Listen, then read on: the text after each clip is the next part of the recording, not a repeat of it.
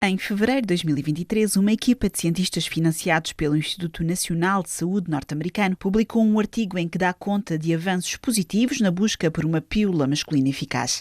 Como foi descrito na revista científica Nature Communications, os testes em ratinhos mostraram-se eficazes, com esta pílula a recorrer a uma técnica que imobiliza os espermatozoides, fazendo com que a ejaculação não leve à fertilização dos óvulos femininos. Mais do que um desafio científico, a dificuldade em encontrar uma pílula masculina nas últimas décadas é um desafio da sociedade moderna, já que cria uma desigualdade entre homens e mulheres na contraceção, deixando muitas vezes esta responsabilidade exclusivamente no campo feminino. Este novo medicamento pode ser uma boa notícia, segundo Cristina Martins, professora universitária e diretora do curso de enfermagem na Universidade do Minho, mas é preciso um maior investimento na educação sexual e uma desconstrução dos estereótipos de género desde a mais tenra idade, para que os homens se tornem atores ativos, não só da contraceção, mas também da sua própria sexualidade e também da parentalidade. A questão da pílula masculina tem algumas complexidades, ou são apontados alguns aspectos, quer em termos da própria complexidade do sistema reprodutor masculino, alegando que é mais complexo que o feminino pela produção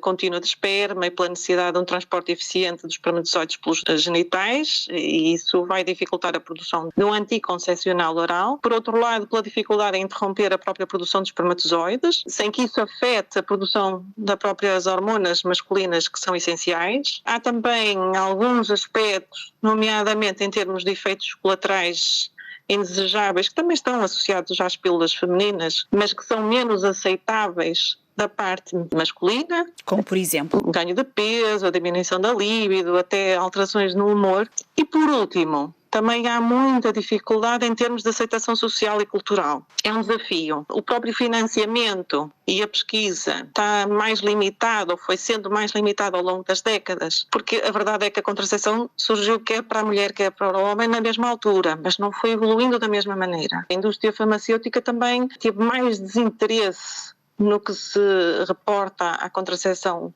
masculina quando comparada com a feminina, justificando um bocado por estas razões que já fomos falando, da ordem política, económica, cultural e biológica. Eu acho que há aqui também uma questão muito séria ao nível da aceitação e deste estigma cultural e social associado ao que é questões de género, funções e responsabilidades nesta matéria. O que acaba por acontecer e o que aconteceu nas últimas décadas é que a contraceção acabou por cair sempre em cima da mulher e o homem parece que não faz parte desta equação. Sim, naturalmente. E isto é uma sobrecarga também para a mulher, em termos até de colocar na mulher toda a responsabilidade neste processo. Isto é historicamente determinado, não é? Uma responsabilidade pela prevenção da gravidez atribuída às mulheres, comum em muitas culturas, e que acaba por também colocar às mulheres uma falta de escolha adequada para elas. Eu acho que mesmo assim é importante reconhecer que a contracepção é responsabilidade partilhada de ambos, não é? Quer de homens, quer de mulheres. E estes deviam ter um papel ativo também nesta prevenção. Esta falta de disponibilidade no mercado de contraceptivos masculinos corrobora porque conduz a isto, mas se eles aparecerem, estão felizmente para aparecerem no mercado, acho que pode ajudar a equilibrar esta carga, a responsabilidade entre homens e mulheres. Pode proporcionar mais opções do que aquelas que existem, e depois há esta questão da promoção da educação sexual e do planeamento familiar, que pode ajudar também a aumentar esta consciencialização sobre a importância da contracepção e do papel dos homens neste processo. Este incentivo para que os homens assumam este cuidado é necessário que exista desde muito cedo, nas escolas, não é?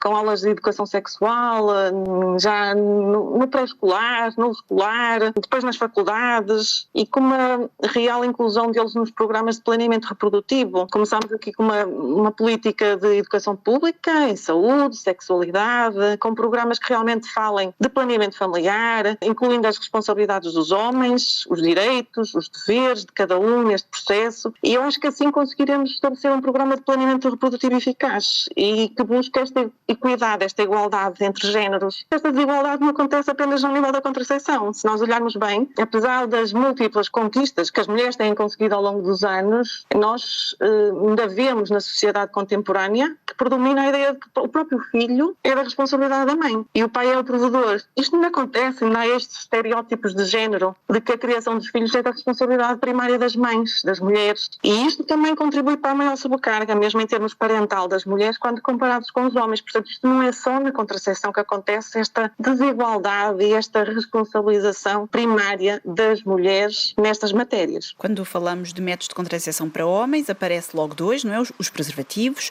e depois uma que é mais radical, a vasectomia. Há também outras possibilidades, por exemplo, o anel térmico, diferentes tipos de gel. Por exemplo, na sua carreira, teve homens que lhe perguntam muitas vezes como é que eu me posso proteger? É comum ter estas conversas com homens? Não é comum. Eu acho que a questão é que os homens, de uma maneira geral, não procuram as consultas de planeamento familiar e também os profissionais de saúde não fomentam esta procura. Quando procuram, nem sempre também encontram verdadeiramente a resposta que necessitam, não é? Nem sempre encontram profissionais de saúde que os acolhem, que atendem realmente às suas necessidades, até às suas expectativas concretas, às suas preferências. É um tema também tabu e eu acho que isto se coloca novamente em questões de género, não é? Acho que isto está a evoluir, há aqui uma mudança e há cada vez mais homens preocupados com estas questões, mas a questão de masculinidade, a questão de identidade de género ainda torna esta questão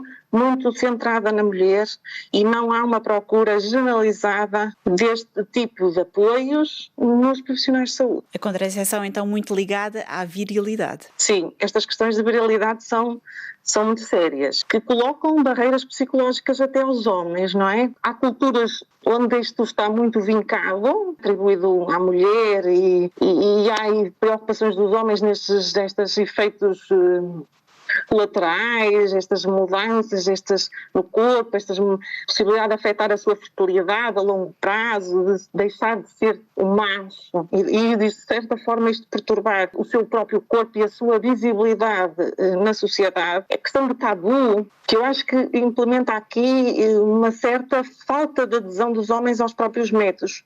Mesmo que queiram fazer, mesmo que tenham essa predisposição e essa vontade, mas há aqui medo, não é? Criá-lo de certa forma e não sejam também aceitos pela sociedade de uma forma geral. Esta ameaça à masculinidade, não é? Associada que até o próprio ato de conceber um filho é frequentemente associado à virilidade e ao poder masculino. De certa forma, uma barreira e uma resistência a que procurem a contracepção, não é? Porque, de certa forma, isto vai diminuir a sua masculinidade e vai afetar a sua própria autoestima. Eu diria que mesmo agora ainda há uma ideia prevalente de sacralização do corpo masculino. E nós estamos em pleno século XXI, mas, por exemplo, falamos da vasectomia e ela já existe há mais de um século, mas nós encontramos homens que acreditam que este procedimento a fazê-lo tinha impacto no desempenho sexual. Isto sabemos que não é verdade, mas ainda há. Isto está num caminho, eu acho, positivo e eu acho que cada vez mais existem homens dispostos a usá-los e homens que reconhecem esta importância da sua implicação neste processo. Mesmo os estudos evidenciam isto, um interesse crescente dos homens em assumir a responsabilidade sobre o controle da natalidade. Eu acho que realmente estes avanços que estão a acontecer ao nível da indústria farmacêutica, também de haver produtos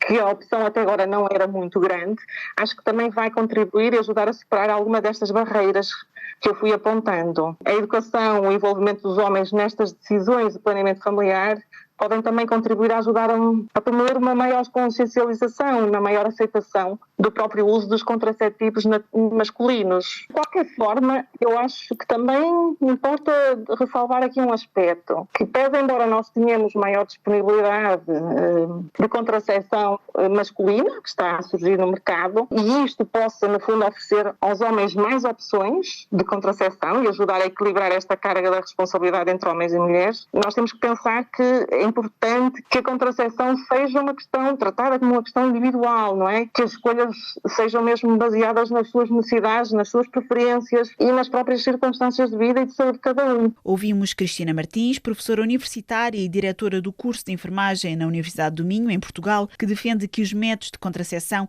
devem ser adequados a cada pessoa, homem ou mulher, e que devem sempre ser vistos em conjunto com um profissional de saúde. Obrigada por ter acompanhado este Magazine Ciência. Até para a semana.